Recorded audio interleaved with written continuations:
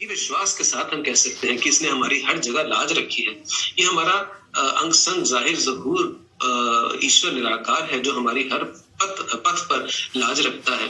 इसलिए हम इसके ऊपर विश्वास करते हैं। इसलिए नहीं कि किसी ने बस दो तलियों का इशारा करके बता दिया। नहीं साथ संगत, हमने इसको विज्ञान सहित ज्ञान प्राप्त किया है जो भगवान कृष्ण ने कहा।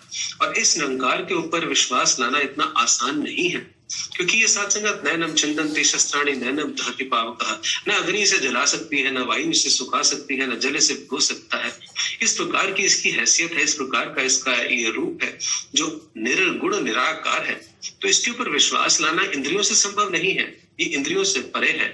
ये केवल सदगुरु की कृपा से ही संभव है। मोक्ष मूलम गुरु कृपा। और जब ये कृपा हो जाए उसके बाद निरंतर गुरु की अरदास करता है साथ संगत। गुरबाणी के अंदर शब्द आता है पंजाबी के अंदर कि जितुठाए कृपा निधान न दूजा दिखा, कि हे प्रभु, हे सदगुरु, अगर आप मुझ पर आप प्रसन्न हो गए हैं और आपने मुझे ये ब्रह्म ज्ञान दे दिया है, मुझे सच्चाई के साथ जोड़ा है, तो अब मुझे फिर द्वि भाव के अंदर मत जोड़ना, फिर माया के अंदर कहीं मैं खचित ना हो जाऊं, आसक्त ना हो जाऊं। तो जित तुठाए कृपा निधान ना दूजा विखाल, यह पाई हुए दातड़ी नित हृदय रखना संभाल, कि आपने जो ये दात दी है, जो ये हीरा दिया है, जो रत्न दिया है, इसको मैं संभाल के रखूं। ये वही रत्न है, वही हीरा है जिसे पाकर के मीरा ने कहा था, पायो जी मैंने राम रतन धन पायो, वस्तु मोलक दी मेरे सतगुरु कर कृपा अपनायो। ये कृपा की तो मेरे को गले से लगा दिया, मेरी अकल समझ ज्ञान के कारण से मुझे गले से नहीं लगाया। अगर मैंने 8-10 डिग्रियां ले ली हो, 2-4-5 PhDs भी कर ली हो, मैं सोचूं कि मेरे अंदर पात्रता आ जाएगी, नहीं साथ संगत, वो पात्रता नहीं आती है कि हमें गुरु चुन ले। गुरु किसको चुनता है? गुरु उसको चुनता है जो विनम्र होता है। शास्त्रों का कथन है, विद्या ददाति विनयम विनयात याति पात्रता, कि जब विद्या आती है तो विनय आता है, और जब विनय आता है तभी पात्रता बनती है। तो साथ संगत, किस प्रकार से हम जब विनम्र होते हैं तो सदगुरु हमें गले से लगा करके, हमारे सर पर हाथ रख के, हमें आशीष देकर के हमारी तोड़ निभाने का वायदा करते हैं। हम साथ संगत दास शास्त्री जी के साथ बैठा था, एक बार पूछा कि शास्त्री जी कोई तरीका बताइए कि हमें सदगुरु की मेहर हमेशा मिलती रहे। तो शास्त्री जी ने कहा, परम आदरणीय त्यागती जी मिशन के प्रधान रहे और हम उनको दादाजी भी कहकर के बुलाते रहे, तो उन्होंने कहा कि बच्चे, सदगुरु की रहमत, निरंकार की रहमत तो हमेशा से बरस रही है। हम ही कहीं छतरी रख लेते हैं हाथ के अंदर और उससे दूर हो जाते हैं, हम ही कहीं ना कहीं अपने आप को बचा लेते हैं। ये तो बरस रहा है हमेशा, अहरनिश, दिन रात, सुबह शाम, 365 दिन, हर पल, हर आती जाती श्वास के साथ इसकी कृपा बरस रही है। हमने साथ संगत अपनी झोली फैला करके, और फिर बाबा देव सिंह जी हमें बताते थे कि ये बरस तो रहा है, फिर कहीं मैंने बाल्टी के अंदर छेद तो नहीं कर रखा, कहीं मैं ऐसे पात्र के साथ तो नहीं जुड़ गया, ऐसी पात्रता तो मेरी नहीं है, कहीं मेरे बर्तन के अंदर छेद तो नहीं है। फिर रहमत आएगी भी सही और वो निकल जाएगी। और वो छेद होते हैं हमारे अहंकार के, तृष्णा के, काम क्रोध लोभ मोह के, नफरत के, हिरस के, और उनसे भी साथ संगत हमें केवल सतगुरु की साथ संगत बचाती है, आप संतों का संग बचाता है। इसलिए निरंतर ये अरदास करें कि हम हमेशा साथ संगत श्रद्धा और विश्वास के साथ जुड़े रहें, क्योंकि विश्वास के साथ तो फिर शब्द जुड़ा है अविश्वास। किसी के ऊपर हमारा बहुत विश्वास हो, लंबे समय मानते हो, तो जैसे दास ने कहा कि कोई आकर के उसके बारे में बता दे। मान लीजिए कि एक डॉक्टर है जिसके ऊपर मुझे बहुत विश्वास है, लंबे समय से मैं उसके पास जाता हूँ, और 10 साल 15 साल के बाद अचानक से अखबार में खबर छप गई कि इस डॉक्टर से गलत ऑपरेशन हो गया और वो व्यक्ति मर गया। तो अब मेरा विश्वास टूट गया। अब मैं कहता हूँ नहीं, इस डॉक्टर ने तो गलत ऑपरेशन कर दिया, अब मैं इसके पास नहीं जाऊंगा, किसी और के पास जाऊंगा। दुनिया के संबंधों, दुनिया के रिश्तों के बारे में विश्वास अविश्वास में बदल सकता है, लेकिन साथ संगत इस निरंकार के ऊपर विश्वास कभी नहीं टूटना चाहिए। और उस विश्वास को जो कभी ना टूटे, श्रद्धा कहते हैं। इसलिए गुरु से कहता है कि मुझे श्रद्धा वाला भाव दो। संपूर्ण अवतार वाणी के अंदर शब्द आता है कि साधु का जो बोल भी आए, सुनना और सुनाना है। देखिए कैसे सदगुरु हमें जोड़ रहे हैं कि हम जहां भटक जाते हैं वो हमारी इंद्रियां ही हमें भटकाती हैं। हम आंखों से कुछ देखते हैं तो भटक जाते हैं, कुछ का कुछ समझने लग जाते हैं। तो कह रहे हैं कि साधु का जो बोल भी आए, सुनना और सुनाना है। आपने हृदय से सुनना है, कर्म से सुनाना है, निंदा नहीं करनी है अपने मुखारविंद से, अपने मुंह से, और ऐसे ही साथ संगत अपने कानों से कुछ भी बुरा नहीं सुनना है। जहां निंदा हो रही हो वहां से उठ जाना है। साधु का जो बोल भी आए सुनना और सुनाना है, पांव से चलकर संगत जाना। ये पांव भी भटकाते हैं, उठा करके कहीं का कहीं ले जाएंगे, माया के रास्ते पर ले जाएंगे, गलत रास्ते पर ले जाएंगे, जहां पर व्यसन होंगे वहां लेकर के जाएंगे, झूठ होगा वहां लेकर के जाएंगे। तो कह रहे हैं पांव से कहाँ जाना है? पांव से चलकर संगत जाना, सुसंगत, जहां अच्छे संग वाले लोग हों। हमारी संगत तो है ही है आध्यात्मिक, उसके अलावा भी समाज में भी जहां अच्छे स्वभाव वाले, अच्छे विचारों वाले, अच्छे मॉरल्स वाले जो लोग हों, उनका हमने संग करना है। तो पांव से चलकर संगत जाना, कर से सेब कमाना है। हाथों का देखिए कितना हम दुरुपयोग करते हैं, हाथों से ही किसी को मार भी देते हैं। हाथों से गलत ही कहा कि हाथ से क्या करना है? सेवा। हमेशा किसी को देते हुए सेवा का भाव। सदगुरु माता सुदीक्षा जी महाराज ने कहा कि अपने हाथ से अगर आप रूप समझ के किसी को पानी का ग्लास भी पिलाते हैं तो भी आप सेवा कर रहे हैं। तो यही बात हमें अवतार वाणी के अंदर सिखाई शहंशाह बाबा अवतार सिंह जी ने, क्योंकि वो जानते हैं कि ये जीव कितना कमजोर है कि ये ब्रह्म ज्ञान प्राप्त करने के बाद भी भटक जाएगा। तो बार बार उन पंक्तियों के साथ हमें जोड़ करके समझाया कि साधु का जो बोल भी आए सुनना और सुनाना है, पांव से चलकर संगत जाना, कर से सेब कमाना है, रसना से हरि कीर्ति गाना।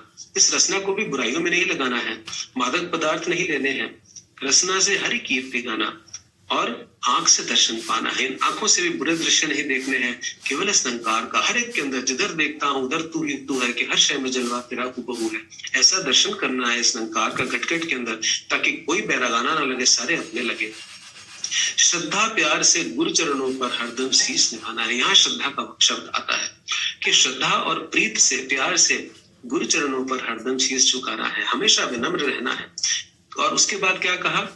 कहे अवतार जो गुर सिखिए कर्म कमावे, जो गुर सिखिए, दावा करा, ये गारंटी दी हमें शहंशाह जी ने कि जो गुर सिख ये 3 कर्म कमाएगा, जो गुर सिखिए कर्म कमाए तीनों सुख वो पाएगा, यानी कि तन के, मन के, धन के, हर प्रकार के और हर लोक के वो सुख उसको प्राप्त होंगे।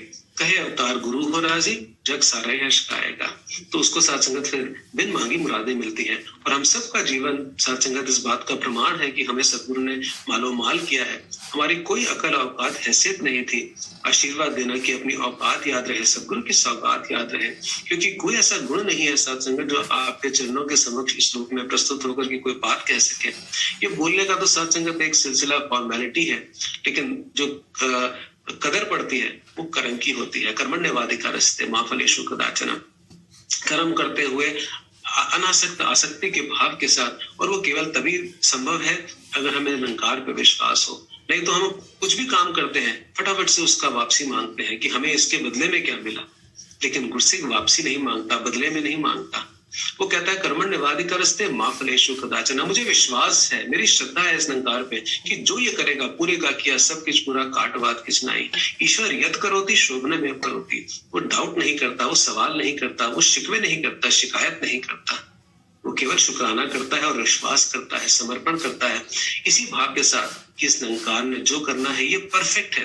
अगर ये सत्संगत पत्थरों के बीच में भी चीजों को भोजन दे सकता है तो क्या मेरे बारे में नहीं सोचेगा? अगर 500,000 किलोमीटर भी सूर्य और पृथ्वी के बीच का जो डिस्टेंस है वो ज्यादा या कम हो जाता तो शायद जीवन संभव ना होता। इतना परफेक्ट डिस्टेंस पर पृथ्वी को स्थापित कर सकता है तो क्या ये मेरे जीवन के बारे में नहीं सोचेगा? पूरे ब्रह्मांड की रचना इसने कर दी तो क्या मेरे बारे में नहीं सोचेगा? सोचेगा और सोच रहा है। जब ये विश्वास आ जाता है तो फिर सत्संगत इस निरंकार का पूर्ण विश्वास बना करके गुरसिक अपना जीवन जीता है।